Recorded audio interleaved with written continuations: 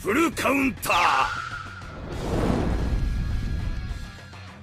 Alright boys, so Mael is finally coming to Grand Cross Global, but should you actually summon? Now I've already made a video going over why I'm skipping, and to quickly give you a too long didn't watch, I'm planning to base skip because 1, I don't really care about goddesses, 2, my gem count is a bit low, and getting these festival characters at 1/6 sometimes isn't even worth it, and then 3, we know a collaboration is dropping either at the end of this month or the end of next month, and I care more about collaborations than Mael. Once again, you can watch that video to go in more detail, but that's kind of the reason why I'm skipping.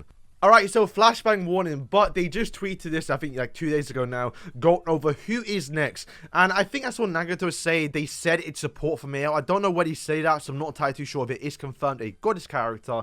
But they're clearly hyping up the second part of the actual character.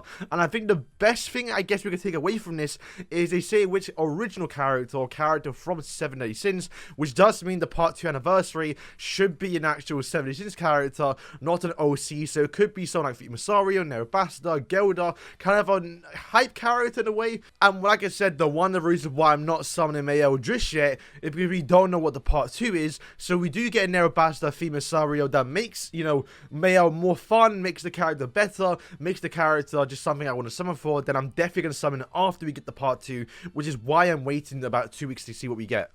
We saw Esterosa, we got Almost Never Zeldas, and those two were literally hand in hand together. So we do get part 2 that could be a new goddess. We have to get Mael and a new goddess character. That's something that I want to see after we get it. Alright, so we look at the banner. Now, the banner itself isn't that great, but that's for me personally. However, I want to just show you lot something. Now, don't be blinded by the good fill at the bottom, right? Which is like these ones right here. Sario, Tamiel, your Chan and Q's. Like, these are standard SSR characters. These should be in every single festival banner, and likely will be with the exception of maybe a few, right? Now, granted, we do have, obviously, Zeldris and Elect. These are 2 actual seasonal characters, which I'm glad they're actually in the banner.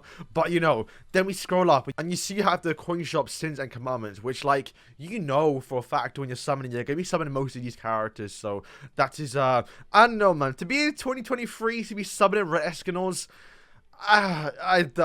bro, I don't know. I know Perk Dream Medios is a really good banner because it was a grand festival, but literally that banner, when you pulled it SSR, anyone you got someone good because it was a rare character, a good character. With this one, 50% of the time, you're going to get someone bad, which I don't know if I want to risk it. But like I said, that is up to you. Do you want these characters? Do you want to get more Archangels? Now, obviously, I will say the biggest thing about the banner is that it is Mael. It is a goddess. And if you want to run a goddess team, you like Mael, then summon. That's the best thing you can do in Grand Cross, is to summon the characters you like, regardless of what the banner is, regardless of what the meta is. Literally, that's why I'm summoning for AOT. Even if AOT is likely going to be worse, or if it is AOT, then it's collaboration. There's a 99% chance that next collaboration is going to have a really, really bad banner, and it's also going to be worse than Mael and worse than the goddess team. But I like the collab banners, I like collaboration subs, so I'm summoning for that instead of a arguably better character, a better banner, and better PvE character. It's just my way of playing the game, and you should do the same. Alright, so the actual character, we're not going to go in detail because I'm pretty sure you can see for yourself. But basically, the character does more damage the more goddesses on the field because you can apply the Sun of Brilliance. The big thing to take away, you got to use all goddesses. And of course, as well, he is going to increase all of his stats for every goddess on the field. So that generally means the more goddesses you have, the more damage you're going to do. But the more goddesses you lose, the more stats Mael's going to lose. So towards the end of the match, when you're by yourself, you are going to lose a lot of stats because you're not going to be critting. So your spike card's not going to do as much damage. Your conflagration is not going to do as much damage because this does more damage the more Sun and Bridge you have on allies and yourself. So generally speaking, the character's full power turn 1, but then as the match gets on and the later turns go on, he's going to lose a lot of power because you're going to lose more allies, you're going to lose more support, and that is not that great. But the ultimate, I want to talk about it more in detail. So the thing you need to know is, right, is he does do more damage the more black dots you can apply, and obviously you can apply that with your AoE skill. However, it is a 2-turn debuff, so you got to do it within 2 turns. And obviously you can only apply 3 of them, so you can only stack up to 3 times. Now the big difference is when you get the ultimate to 5 and 6 above, they do turn to grey debuffs. So rather than applying maximum 3 debuffs, you can then apply 5 to 6 because they're now grey debuffs, right? He's also going to apply black dot burst, which does more damage the more black dots you have on the allies. And obviously, that does scale up the more dupes you get. And honestly, at 1/6 is really, really bad because not only you're going to apply one black dot, which is a red debuff, so if you already have 3 on, it's not going to apply anything. The increased damage is 5% at 1/6, which if you compare that to 6/6, not only are you going to apply 3 guaranteed, you're also going to be doing 50% damage dealt per black dot, which is like insane. Like at 6/6, this character's one-shotting. At 1/6, especially when you start losing allies, it's gonna be a problem. And honestly, when we don't have a priority Melius true magic 4% damage dealt increase, attack rate stat increase, like he can't carry by himself. So honestly, that's one of the reasons why I'm skipping in a way, because I know for a fact I'm gonna get the character 1/6, maybe 2/6 if I'm lucky, but like the ultimate 1/6 is terrible, and once you start losing support, the character's not gonna kill.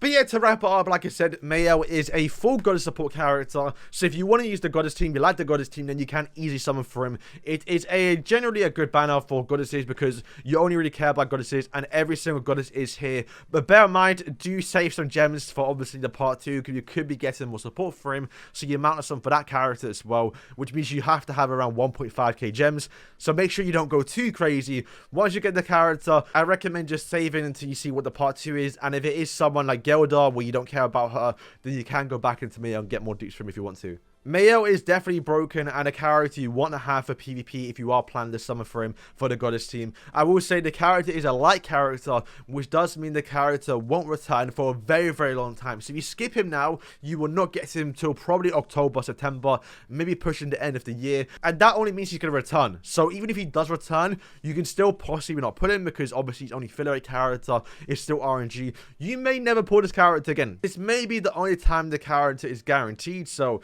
if you want to run that risk and not get him for a long time, then that's obviously a risk you got to take. But if you don't care about goddesses, then I think you can skip, because like I said, you're not going to use him. If your goddess team is lacking or you don't care about them, then you're not going to lose much. I would focus more on the demons, focus more on your actual unknown team or whatever team we're using, because we will be getting more unknowns and more goddesses, more actual demons later on this year, with obviously, you know, Demon Meliodas, Demon King Zeldris. We could be getting more Zeldrises, more obviously Merlins. There's a lot more support coming for other races later on, so don't worry, you don't have to fully invest into a goddess right now. You can easily skip.